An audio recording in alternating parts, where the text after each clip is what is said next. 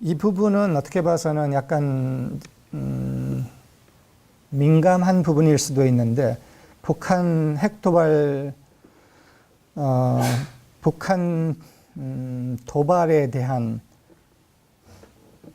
이해에 대해서 제가 잠깐 언급을 하고 싶습니다. 이것이 어떻게 봐서는 이제 정치적인 것에 가닿기 때문에 좀 민감한 것이기는 하지만 우리가 북한이 왜 그렇게 도발을 하는지에 대한 이해를 좀 더 가질 필요가 있다고 저는 생각합니다. 그래서 그것에 대해서 짧게라도 나누고 다른 것에 더 들어가면 어떨까 합니다. I want to take a moment with this opportunity, with the synchronized prayer last night, and our awareness of the tension present right now in Korea, to touch on a topic that in some ways is a little bit delicate, and it has to do with why North Korea is seemingly so aggressive in arming itself, and something that for many people is difficult to understand. And though this is a sensitive topic, I thought it would be helpful to at least touch somewhat and deepen our understanding as to why they may be doing that.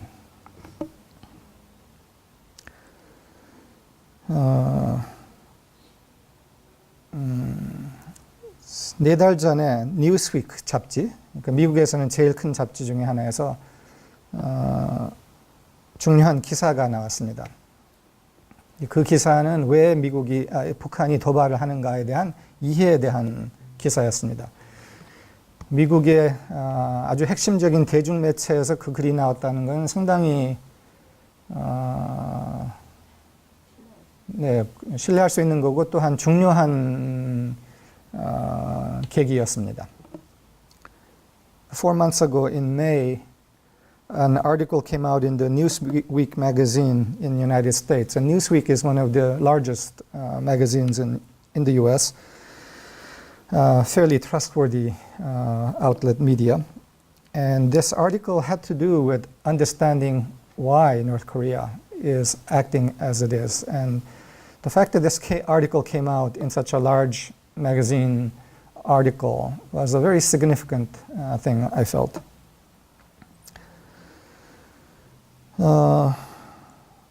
그리고 또한 왜 미국에 대한 증오가 북한에서는 그렇게 깊이 있는가에 대해서 미국에서는 전혀 이해가 안 되는데 그것에 대한 이해를 좀 시키는 그런 기사였습니다. And also it was an article explaining why there may be so much animosity towards the United States from North Korea. An animosity that most Americans don't really understand. 근데 거기에서 나온 내용을 몇 개만 간략하게 정리를 하자면은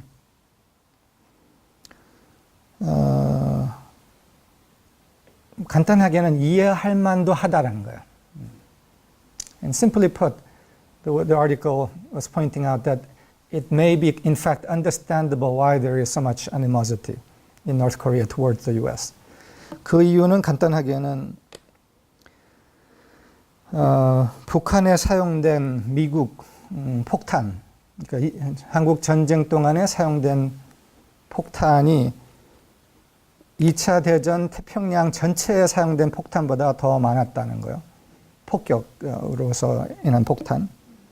One fact they point out, the article points out, is that the amount of bombs used on North Korea during the Korean War was larger than all of the bombing in the Pacific arena during the World War II. 그리고 또 한 사실을 거기서 보도하는 것은 2차 대전 때 독일과 일본 도시가 파괴된 수보다 북한에서 파괴된 도시 수가 더 많다는 거예요. 우리가 독일에 대해서는 어마어마한 폭격을 받았다는 걸 알잖아, 우리가. 근데 그거보다 더 폭격을 당했다는 것이에요, 이 내용이. A second fact they point out is that the number of cities bombed in North Korea were larger than all the cities bombed in Germany during World War II, as well as in Japan. And we know that Germany was bombed very heavily and thoroughly. 그리고 그 다음에 그 한국 전쟁 때 미 공군 참모장, 총괄한 참모장이 인터뷰를 1984년에 했는데 그 인터뷰에서 말하기를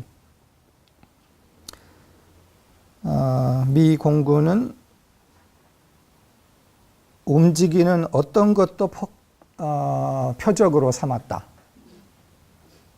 움직이는 어떤 것도 표적으로 삼았다. 뭐 이건 민간인 뭐 아무 상관없이 다 무조건 움직이는 건 표적으로 삼았다. 그리고 북한의 인구 20%가 죽었다. 그 폭격을 통해서. 라는 말을 이 공군 참모장이 인터뷰에서 말을 했던 거예요. 그리고 이 기사가 얘기하는 것은 북한에서는 한 사람도 빠짐없이 이 사실을 알고 있다는 거예요. 근데 밖에서는 언급이 되지 않고 있다는 거예요. 아예. 그러니까 도대체 이해가 안 된다는 거예요. 근데 북한에서는 이만큼 죽음을 당한 거와 모든 도시가 폭격당한 거를 뼈저리게 잊지 않고 기억해내고 있으면 있다는 거예요. And the third fact that was mentioned in this article was an interview. 그리고 그 미 공군 참모장 이름은 커티스 르메이라는 사람이었어요. This third fact that was pointed out is an interview with Curtis LeMay, who was the American Strategic Air Force head during the Korean War. And he points out that in this interview, apparently he said 20% of the population of North Korea was killed during the bombings, and that anything that moved in North Korea was a target for the bombings. And the article then points out that in North Korea, not a single person does not know these facts and remembers it vividly and is reminded vividly. But that outside of North Korea, this is not talked about. And 그러니까 이 정도의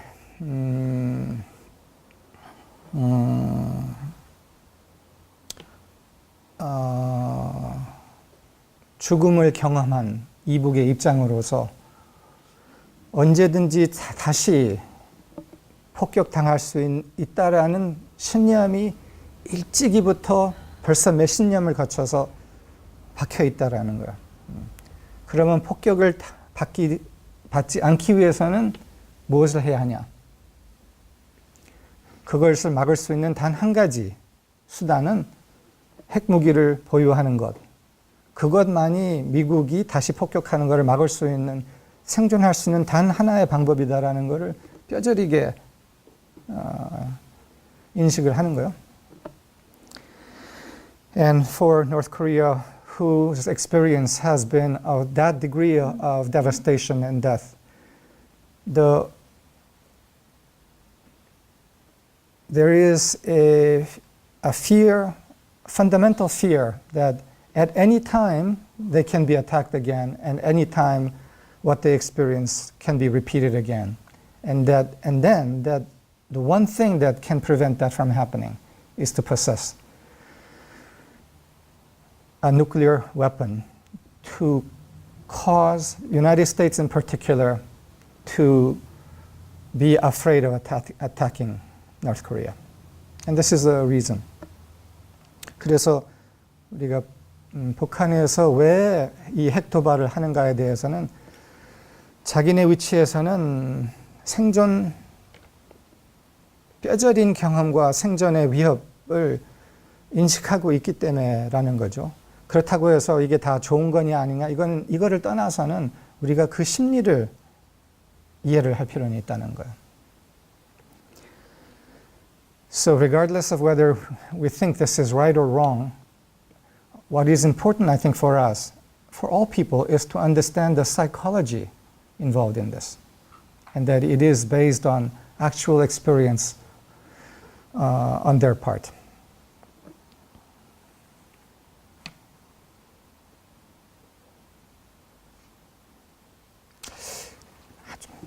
이 민감한 내용을 이렇게 다루는 것이 괜찮은지 내가 외국에서 오래 살다가 들어와서 한국의 정서를 읽지 않고 눈치 보지도 못하고서 그냥 막 하는 말인지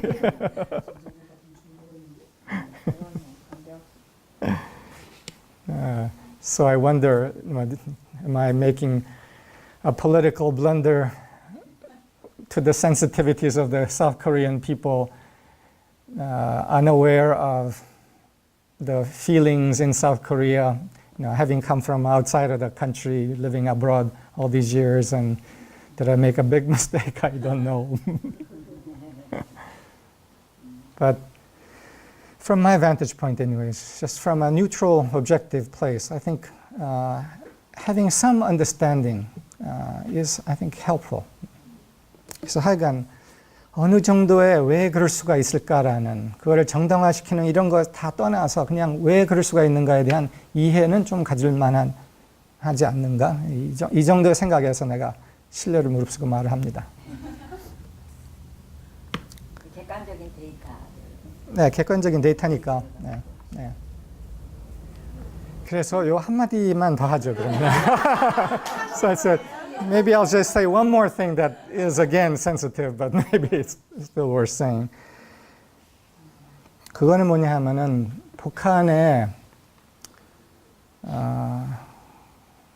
북한도 갑질 없는 세상을 그리워하지 않을까라는 거예요.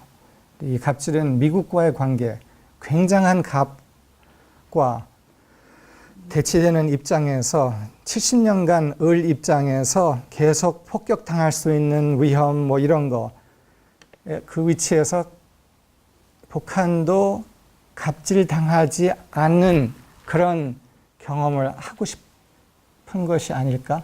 그런데 그렇게 안 해주니까 그러면은 나도 힘을 키워야 하지 않는가 이런 식으로서. 근데 그거는 그렇게 대단한 거 아니죠. 근데 모르니까. 네. And the second point is maybe, possibly just North Korea too longs for a world in which the powerful can't, without impunity, abuse a smaller, weaker nation. And in that situation, the United States is the most mighty nation, and North Korea feels that it's been under threat of attack for 70 years, or 60 years.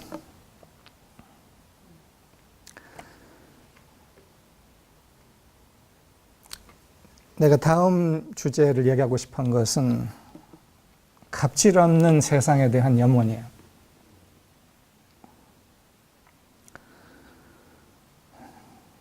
The next topic that I want to touch on is the longing for a world in which there is not abuse of power. A longing for a world in which power is not abused. 갑질 없는 세상에 대한 염원. 오늘 차 타고 오면서 시인님이 저한테 얘기를 했어요. 어떤 통계에 대해서. 난 처음 들어봤는데 참 놀라우면서도 내가 한국 사회에 대해서 그냥 관찰해보는 것에서 느꼈던 것에 어떻게 봐서는 그 증거가 그 통계에서 나왔더구만. 그게 뭐냐 하면은 한국에서 직장에서 갑질을 경험한 사람들의 통계가 10 중 9이라고. 이건 너무 놀라운 거잖아. 열이 아니야? 그게 놀라워? 나는 그 정도는 상상을 못했어. 그런데 그럴 것 같은 느낌은 그냥 수많은 드라마 보든지 하여튼 뭐가 정보 뉴스 보든지에서는 그럴 것 같은 짐작은 있었으나 통계가 딱 나온 걸 봤을 때는 참 진짜 그렇구나가 이해가 됐어요. on the drive here with Shiun mentioned a statistic about the abuse of power in Korea, which I was amazed by, in a way shocked, but at a feeling level, I guessed it might be so. And that is that the number of people experiencing abuse of power through a differential of power in the workplace is 9 out of 10. And Sharon said, she's amazed it's not 10 out of 10. 10명 중 9명이 갑질을 경험한다. 직장에서 그렇다면 그건 직장만이 아닐 거잖아. 사회 온 곳에서 다 기관 뭐 어디서든지 이것이 팽배한 것을 보여주는 대표해주는 아마 통계일 것 같아요. So likely this is in fact not constrained to some narrow segment of workplace, but in fact what is universally so within the Korean society at the workplace level, but probably not just the workplace level, and other facets of society as well. 우선 갑질에 대한 정의에 대해서 제가 좀 찾아봤어요. I took a moment to look at a definition of the word 갑질 in Korean, which is a new Korean word, such that in the Korean English dictionary there isn't the word. Apparently it's been created recently. 그 역사가 한 얼마나 될까요? 갑질이라는 용어 나오는데요. 용어. 얼마 안 돼요. 뭐 10년? 용어가. 용어. 그러니까 그게 10년? 10년도 안 돼? 왜냐하면 계약서에 갑을이라는 그게 되면 아니 근데 갑질이라는 것은 10년도 안 될 것 같아? 안 돼요. So apparently this word 갑질, which means the abuse of the differential of power and unfair treatment using position of power, apparently didn't exist until maybe 6-7 years ago. It's a new word, and it is a word that is very, very conscious and heightened in the awareness of people in Korea right now because of the amount of abuse that is present. So 그 정의를 찾아보니까 뭐 간단하게 요약해서는 강자의 위치를 이용해서 아니면 남용해서 하는 부당 행위. 그래서 강자 위치를 이용하는 부당 행위 하는 것이 정의예요. So the definition of this 갑질 abuse is abuse using a differential of power or position of power. It's unreasonable, abusive behavior, often emotional abuse from a person in a higher position of power to someone who in a lesser position of power.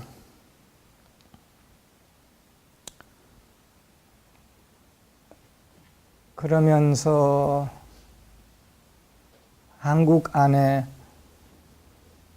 갑질 없는 세상에 대한 염원, 그리움이 굉장히 크고 굉장히 더 커지고 있구나가 감지가 돼요. 그래서 갑질 없는 세상에 대한 그리움, 염원이 굉장히 깊이 자리 잡고 있구나가 이해가 돼요. 그리고 그것이 크게 분출된 것은 촛불 시위로서 막 분출된 것이 아닌가라고 생각을 하고. So this longing for a society, a world that is not abusive, I feel is very, very deep in the heart of Korea, like a deep ache and longing. And this came into expression in a pretty dramatic way in the candlelight vigils and protests. 그게 올해였던가? 어떻게 언제? 작년 말, 작년 말부터 올해 from end of last year to the beginning of this year. They brought out millions of people onto the street.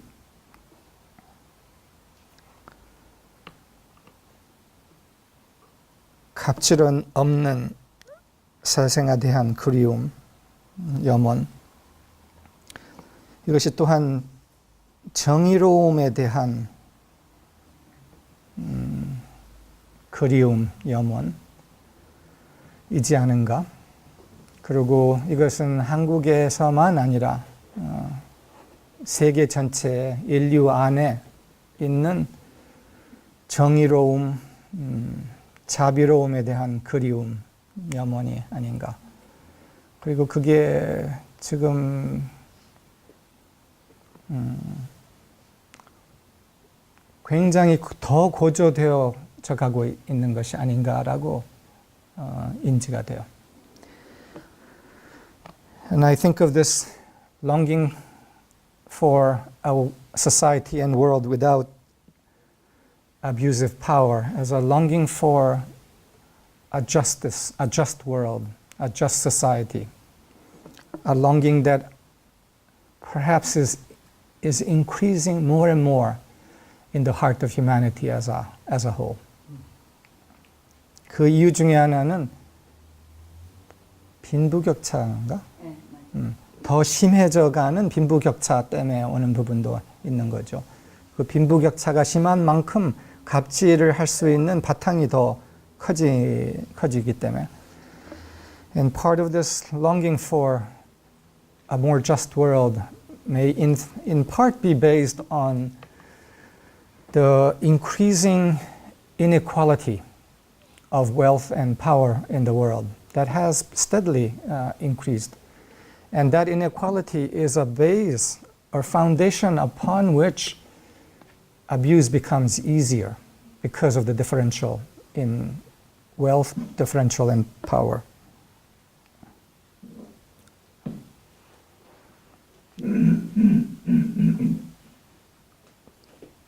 갑질 없는 정의로운 사회. 성숙한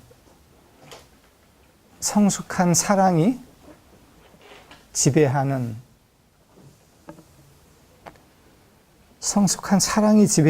정의로운 사회. 신의 성품이 지배하는 그런 정의로운 사회에 대한 그리움이 있는 것이 아닌가. Is there not a longing for a world and a society that is ruled by the truth of love, by the character of God? 잠깐 우리도 이걸 한번 느껴봅시다.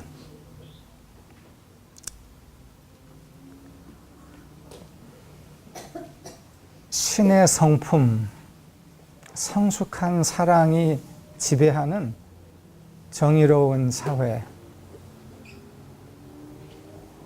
대한 갈망이 우리 안에는 어떤가? 그 염원이 우리 안에는 어떤가? 잠깐 느껴봐요.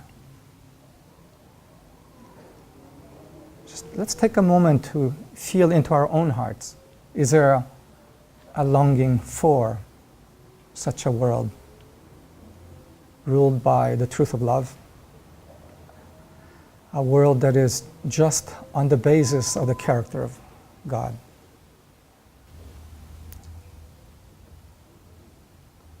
갑질 없는 참으로 성숙한 사람들이 이끌어가는 그런 사회, 그런 세상.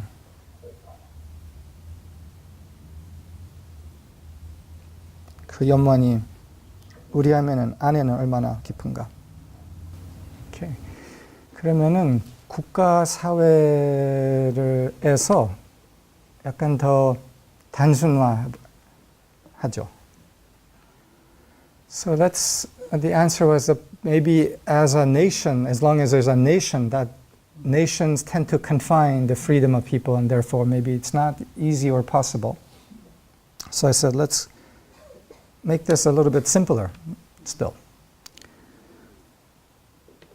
참으로 성숙하고 정의로운 사람들은 있을 수 있을까? 참으로 성숙한 정의로운 어른들이 자리 잡고 있는 사회. 참으로 성숙한 어른들에 대한 남자들, 여자들에 대한 그리움이 이 사회 인류 전체 안에 깔려 있는 것이 저한테는 느껴져요. 참으로 관대하고 지혜롭고 지혜로운 그런 사람들이 많이 배치되는 자리 잡는 것에 대한 그리움.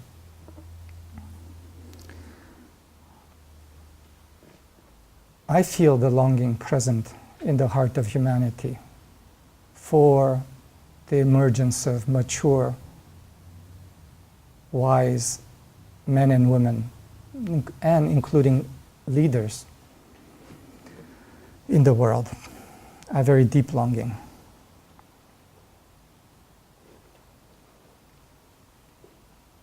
그런데 그게 가능한가에 대한 의심도 많이 있는 것을 봐요.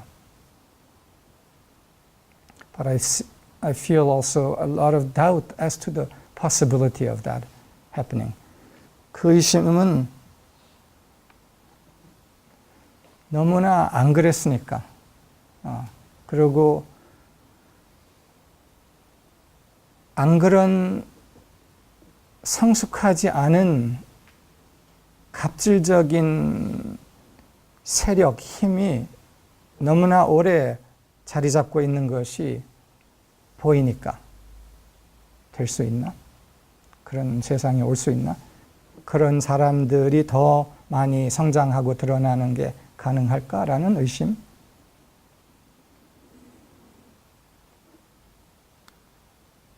I feel the doubt also present in people, along with that deep longing. And that doubt is that it hasn't happened yet. And for such a long time, especially in Korea, there has been a system in place that has fairly systematically dominated in an unjust way. And therefore, the sense of possibility seems, people have become habituated to not expecting anything to change.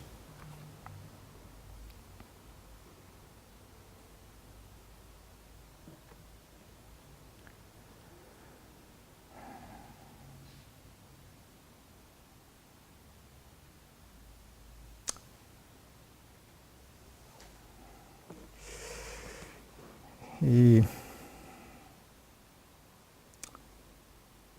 성숙한 사람, 어른들에 대한 그리움,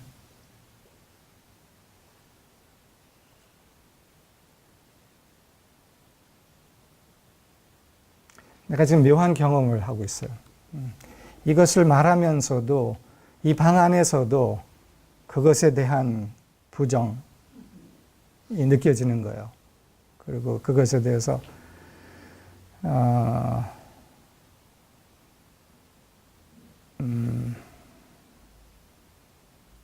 그게 웬 말이야 든지 아니면은 좀 이상주의적인 그런 생각 아니야 라든지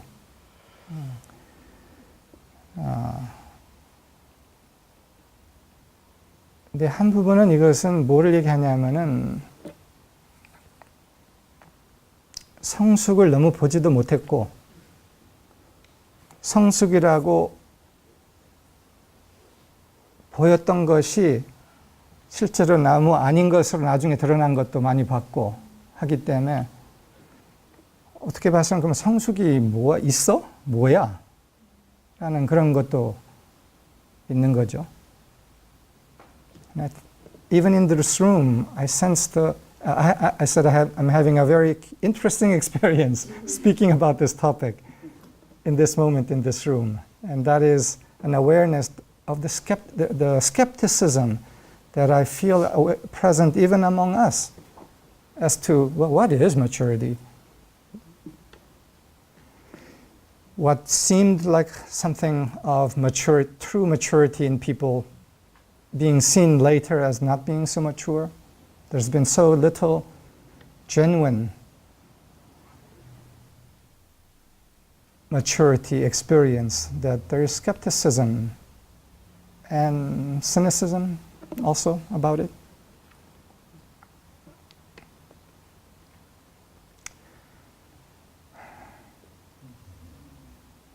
묘하네.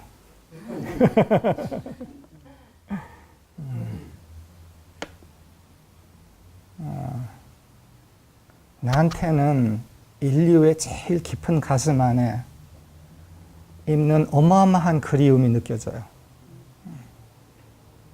그 그리움은 그게 내가 단어로는 성숙한 인간에 대한 그리움이라고 표현하는데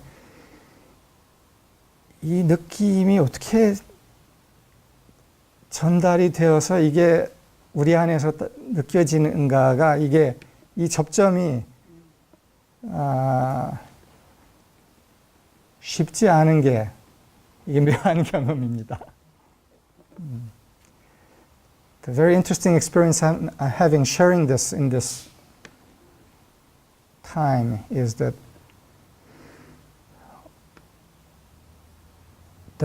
there's a depth of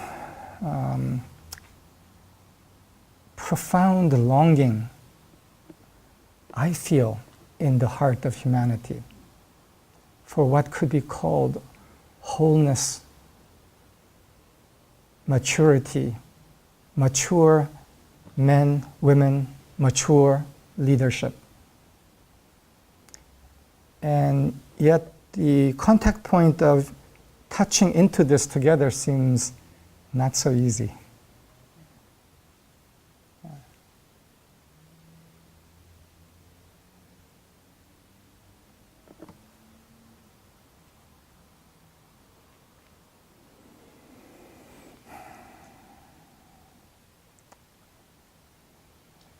인류의 제일 깊은 순수한 가슴 안에 있는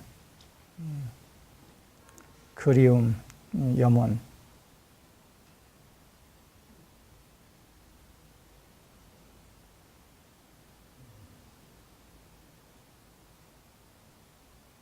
을 말하려고 하는데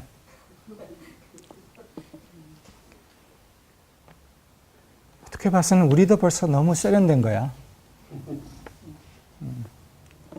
세련이라기보다는 그 상처의 정도가 다릅니다. 네. 내가 말하는 세련은 상처예요. 네. 상처에서는 회의인 거지. 회의. 네. 그래서 그 상처를 사랑으로 보듬어주는 그때 정말 염원하고 있는 그게 드러날 수. 그렇지. 네. What I am speaking of is the longing that is present in the deep and pure heart of humanity. But as I am speaking about that, I'm aware that even we are somewhat cynical. And that there is elements of that left in us.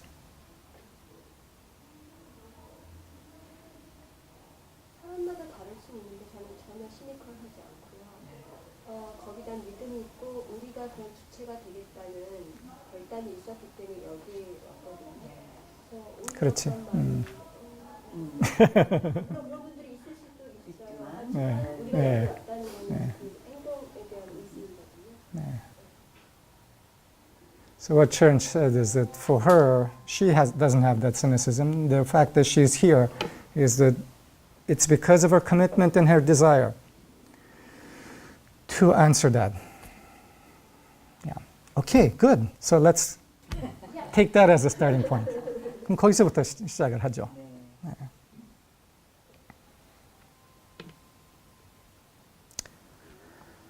인류의 가슴은 상처를 많이 받았어요. 그래서 어떤 부분은 회의적은 스캡틱거리죠. 시니컬은 뭐죠? 회의적인 부분도 있고 그래서 냉소적인 부분도 있어요. 그러나 그거 넘어서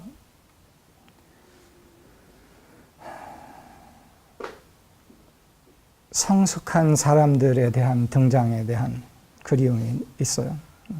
굉장히 깊은. 그리고 성숙한 리더들의 등장에 대한 그리움이 있어요. So while that deep pure heart of humanity may have experienced even there many wounds and hurts, and therefore has experienced skepticism as well as cynicism, in spite of that beyond that skepticism and cynicism, there's a longing for the presence and the emergence of mature men and women and mature leadership. 그래서 내가 오늘 같이 하고 싶은 질문은 누가 그것을 답할 것인가요?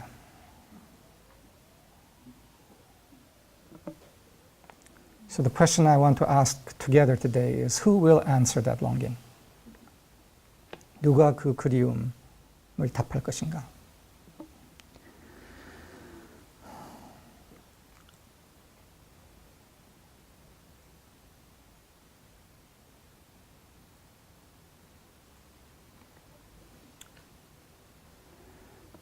제일 먼저 깨어나고 있는, 제일 먼저 상처가 치유돼 가고 있는 우리가 그 성숙에 대한 그리움, 너무나도 간절하고 깊은 그리움을 대답할 것이 아니면은 누가 대답할 건가?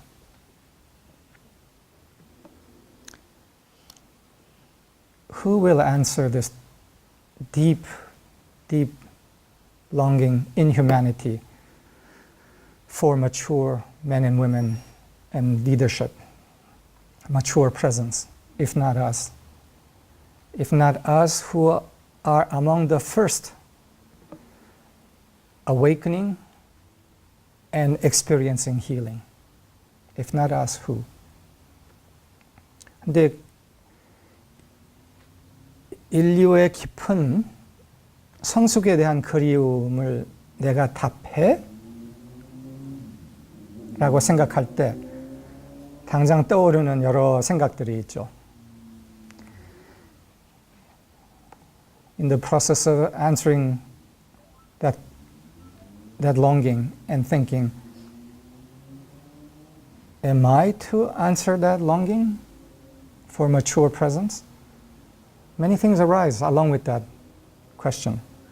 그 떠오르는 것 중에는 나는 아직 다 치유가 안 됐는데, 나는 아직 다 채워지지 않았는데, 나는 아직 사랑을 더 받아야 하는데, 아직 미성숙한데,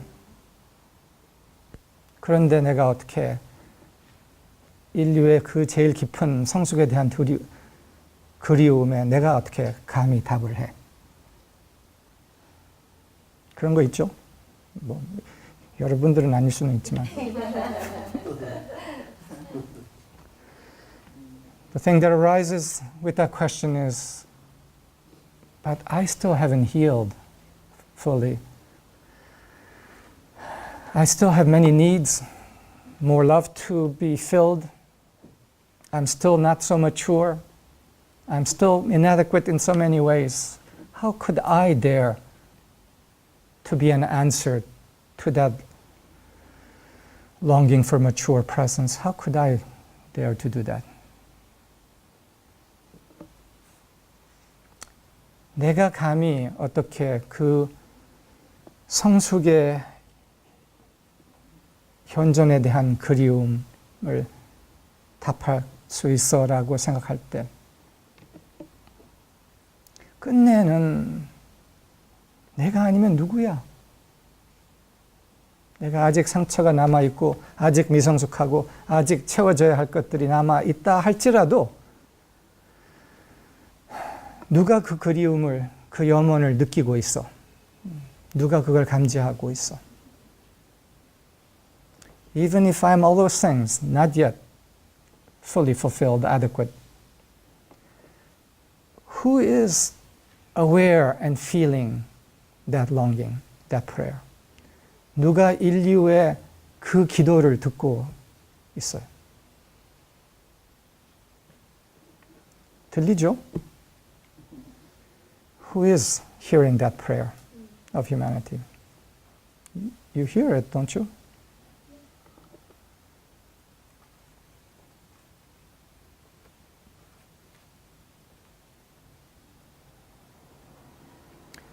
내가 아직 미성숙한데 어떻게? 라는 질문이 올라오는 거예요. So the question arises, how can I answer that longing, that prayer, when I am yet not mature?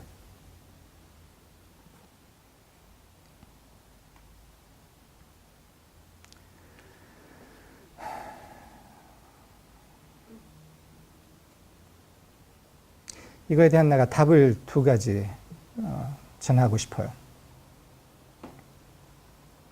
하나는 나에게 그 기도가 너무나 뚜렷하게 깊이 들릴 때, 그 염원이 너무나도 뚜렷이 깊이 들릴 때,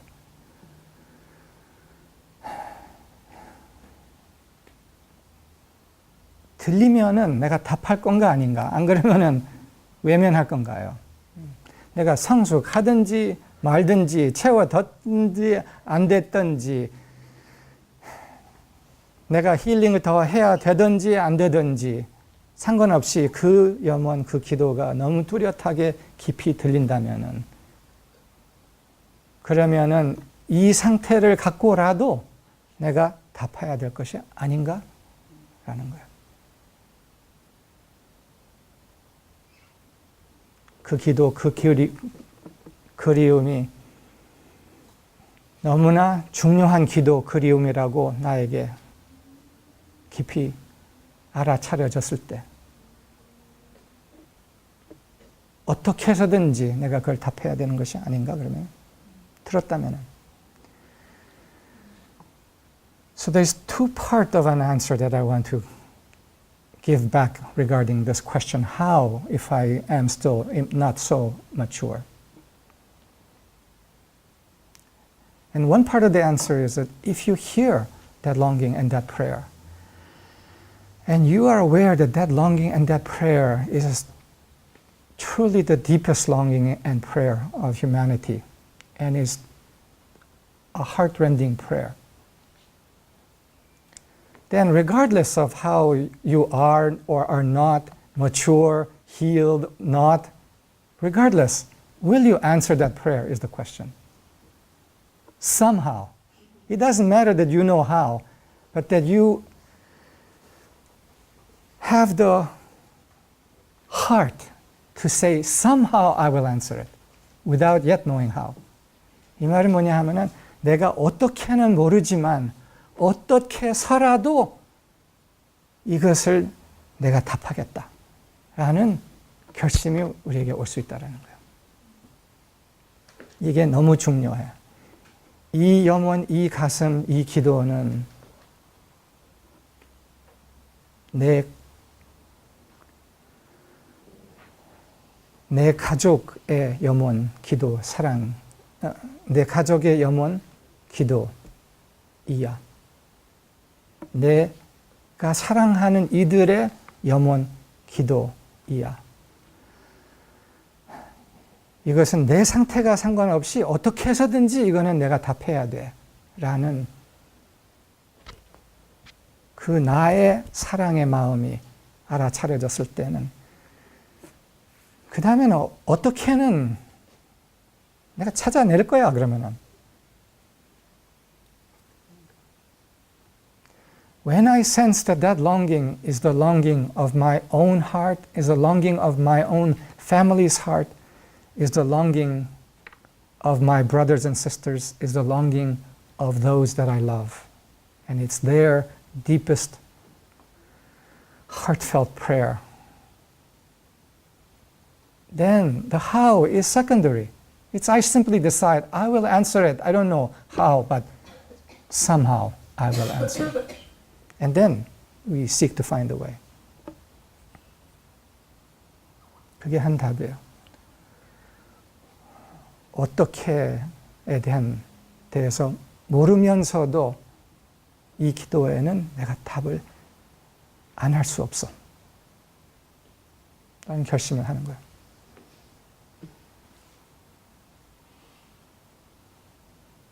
나는 10대 때 이 결심을 했어요. 어떤 기도를 듣고 뭐 어떻게 할 줄은 모르겠지만 이 기도는 내가 답해야 되는 기도야. For me, this decision, this commitment, resolve came when I was in my teens. One day I heard a prayer. I didn't know where it came from. It was a longing. And I knew I had to answer it. And I knew I had to answer it without knowing how I would really answer it. But just that I needed to.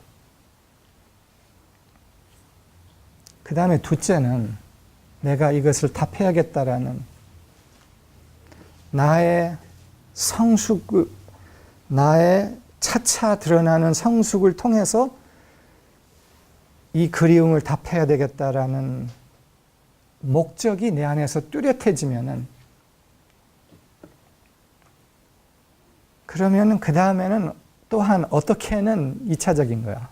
목적이 뚜렷한 거야. 그래. 내가 어떻게 해서든지 이 성숙을 답할 수 있는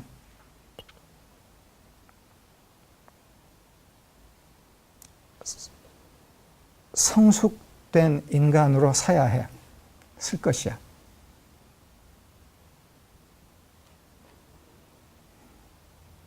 이 목적이 이렇게 뚜렷해진다는 거예요.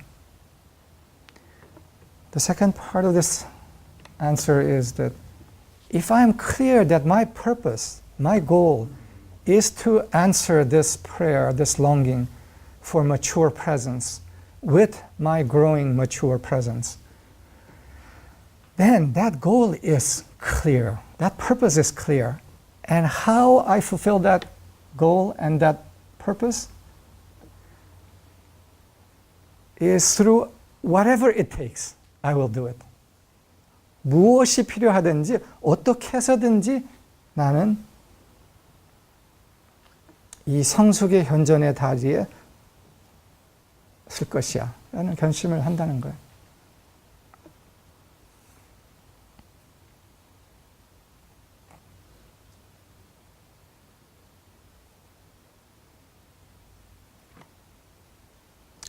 내가 오늘 이야기를 하는 이유 중에는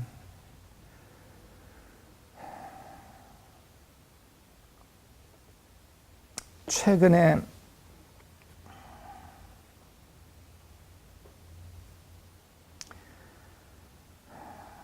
이렇게 함께 공부해 온 여러분들에게 내가 점점 이제 뭐라 그럴까 철들으라고 얘기를 해요.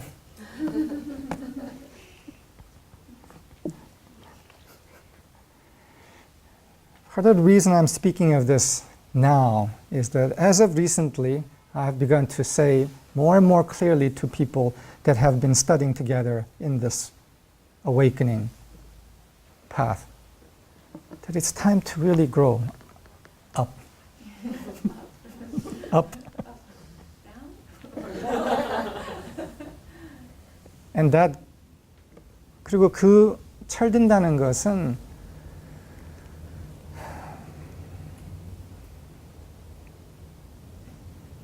받는 자, 배우는 자 입장에서 이제 다 받지 못하고 다 배우지는 못했더라도 이제는 주는 자, 서버로서 완전히 전환할 필요가 있다 하는 이야기예요. The meaning of this is, the growing up is that even though if there is more for me to learn, more for me to heal, more for me to grow, that with all of that more that needs to happen, that I shift to a place not so much of needing, receiving, but of providing and giving, and make that shift completely. 그러고서 그 전환을 한 다음에 배우는 거야. 더 치유도 하고 더 받기도 하고, 그러나 이제는 동반자로서, 책임지는 동반자로서 그걸 한다는 거예요. 엄마 아빠의 사랑이 필요한 아직 배우는 학생으로서가 아니라. And the meaning of this is that having made that shift, I continue to learn, I continue to heal, I continue to receive, but now from a role and position of a true friend and companion that shoulders responsibility and leadership together. And not as a student, a young student that needs to continue to learn for a long time.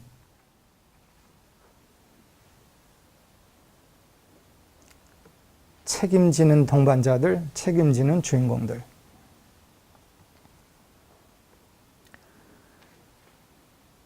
Companions, friends that share responsibility for leadership.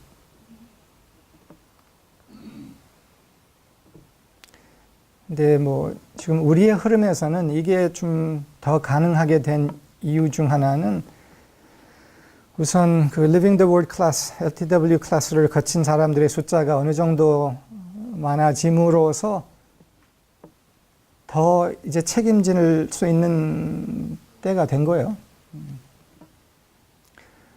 Part of the reason why this has come about naturally, though sometimes I wonder how natural it was, but anyways, that's another point, was because there's been enough people that have received enough training to take the step into responsibility and into leadership. 그리고 이것에 관련돼서는 구체적으로는 이제 앞으로 나랑 마샤랑 재영님이 아닌 다른 사람들이, 성장한 사람들이 우리 세미나에 대한 리더십 책임들을 맡아갈 때가 온 거예요. 그리고 그것의 시작이 이번에 시은님으로부터 더 이제 적극적으로 더 시작을 하려고 하고 있고, 근데 시은님에서 멈추면은 그거는 뭐 안 되는 일이고, 그 교육을 책임질 수 있는, 이제는 트레이너가 될 수 있는, 티처가 될 수 있는, 패컬티가 될 수 있는 사람들의 숫자가, 그걸 책임질 수 있는 사람들이 더 많아져야 된다는 거예요. 이거는 막 아주 굉장히 구체적인 그런 일이지. So in very specific way, the implication of this is quite detailed and specific in the way of the number of people able to assume responsibility for providing the education that we've been providing beyond Jaeyoung, me, and Marsha is now in need and is emerging. And specifically, we have new faculty now starting in the cycle now.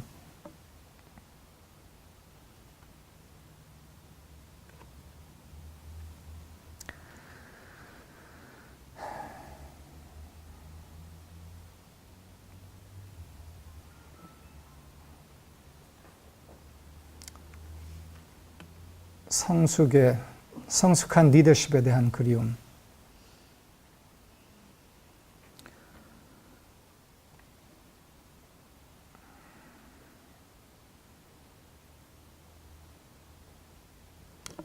이 세상이 바뀌려면은 그거 없이 조금 더 가능할 것 같아요. 완전히 불가능한 거죠. 제일 필요한 게 그거예요. 성숙한 리더십. 자리 잡음이에요.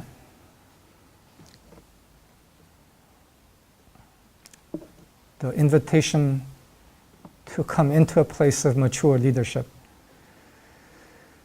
Without this, there will not be any creative change in the world. That's very clear. So it's that time.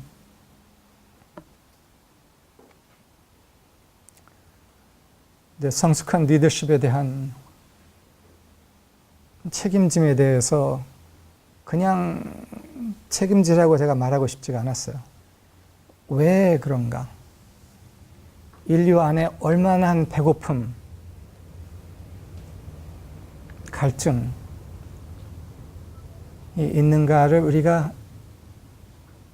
느껴야지, 그것이 느껴져야지 내가 어떻게든지 이거를 해내겠다라는 마음이 생기는 거예요.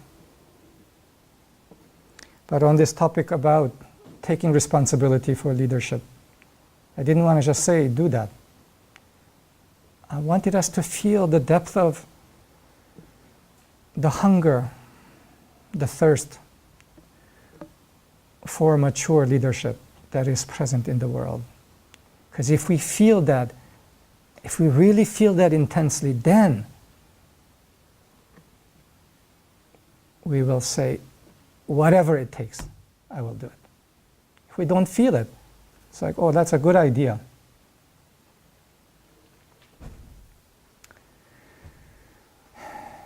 그래서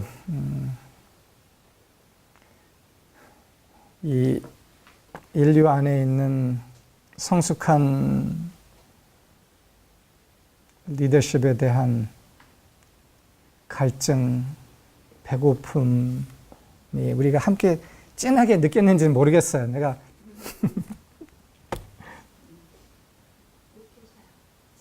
진하게 I don't know if I've succeeded in evoking and touching that deep feeling, that hunger in the heart of humanity for such people and such leadership. I think I've been only partly successful, honestly speaking. 아주 많이 성공한 것 같진 않아. 근데 끝내 이게 중요하다는 거예요. 그 열망, 그 배고픔, 인류의 그 갈증을 우리가 안 느낀다면은 그건 좋은 아이디어, 좋은 생각이야. 좀 성숙한 리더십이 있으면 참 좋겠지 정도인데 그 갈증, 그 배고픔을 내 것처럼 느꼈을 때 그때는 내가 답 안 할 수가 없다라는 거예요.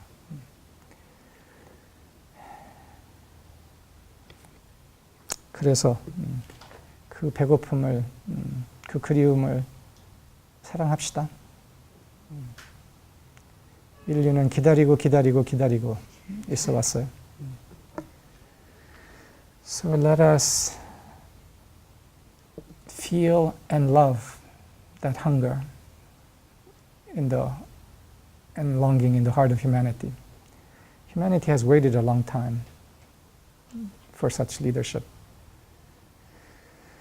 And let's be at least part of an answer to that. 그래서 그 그리움, 그 열망, 그 배고픔에 대한 적어도 부분적 대답이 됩시다.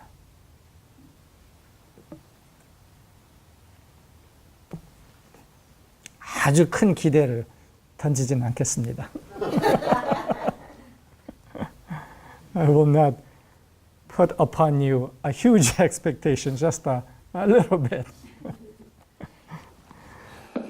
다들 감사합니다. Thank you.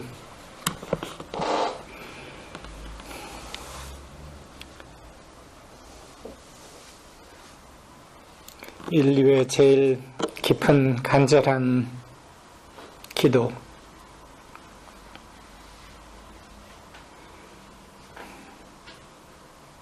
그거를 듣는 사람들이 앞으로의 주인공들입니다. Those who hear the deepest hunger and prayer of humanity are the leaders of the future. 그 기도를 깊이 듣고 그 간절함을 듣고 답하는 존재들로서 거듭납시다. Let us be born new as individuals and beings that hear that prayer and answer it. 생각보다 내가 오늘 성공한 것 같기도 하네. Maybe I succeeded better than I thought. 예수님이 세상을 떠나기 전에 간절히 바랬던 거, 그거 맞아요. 함께 목자가 될 수 있는 사람들이 필요했던 거야. Jesus' longing before he left was this longing, that there might be a body of shepherds. 그 목자들이 됩시다. 감사합니다.